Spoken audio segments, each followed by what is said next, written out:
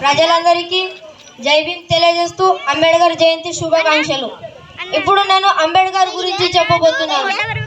బాబాసాహెబ్ అంబేద్కర్ ఈ దేశం కోసం ఎంతో పోరాడిండు.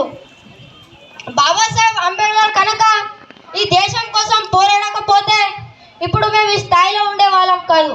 బాబాసాహెబ్ అంబేద్కర్ పేర కులం అని అంటారు, కానీ బాబాసాహెబ్ అదంతా చూడలే. బాబాసాహెబ్ కులం మతం అస్సలు చూడలే. భారతదేశంలో ప్రతి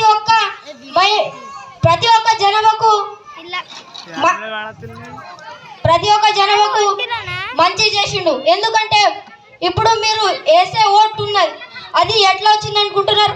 బాబాసాహెబ్ పోరాడితేనే వచ్చింది. మీరు కూడా మీ పిల్లల్ని బాగా చదివించండి. బాగా చదివించి ఒక పెద్ద లీడర్, ఐఏఎస్, ఐపీఎస్ లాగా తయారు చేయండి. కొంతమంది పిల్లలకు బర్రెలిచ్చి మేకలిచ్చి చేనిపోమంటారు, అది తప్పు.